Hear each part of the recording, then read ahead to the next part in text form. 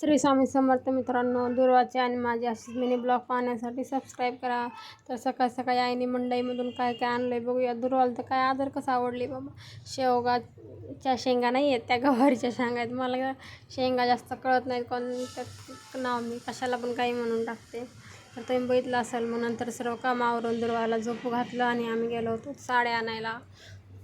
तर तिथं आम्हाला साडी आवडली नाही, त्याच्यामुळं आम्ही गेलो होतो तर आहेराच्या साड्या आणायला. पण मला पण साडी घेतली. मग आहोनी एक ड्रेस आणि एक साडी त्यांच्याकडून घेतली. म्हणलं खूप दिवस झालं तुम्ही काय घेऊन नाही दिलं. तर मग घरी आलो होतो, मस्तपैकी जेवण केलं आणि भाऊजीने अननस आणलं होतं, ते खात बसले होते. मी यंत्र तर काय घरी असो नाही तर बाहेर मोबाईल तर चालूच असतो. कोणाला बोलतं तेवढं बायकोला सोडून काय माहिती. तर मी थोडं खाल्लं आणि प्रेमाने म्हणलं तुम्हाला पण थोडंसं खाऊ घालते, माझं प्रेम आहे तुमच्यावर, तुमचं माझ्यावर नाही. ते म्हणले हां, म्हणूनच तुला साड्या घेऊन देतो.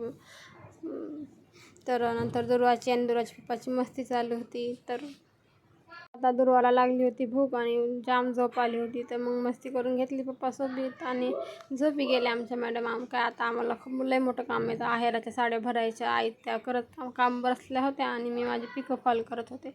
पटकन पिको फॉल केला. दोऱ्याच्या डब्यात एवढा राडा झाला होता की बस कोणताच दोरा नीट सापडत नव्हता. त्यामुळं मशीन आणि दोऱ्याचा बॉक्स पूर्ण आवरून घेतला. आमच्या दुर्वा मॅडमचं तर काय स्वयंपाक बिपाक झाला आणि आम्हाला चक्रा मारायच्या होत्या, कारण की जेवायला आमच्यासोबत कोणीच नव्हतं. पप्पा गेले होते दुकानावर, आई गेल्या होत्या मेडिकलवर. मग दुर्वाचं बघा काहीतरी नखरे चालू झाले. तर काय नाकतच करते, काय काय खॉक खॉक काय करते.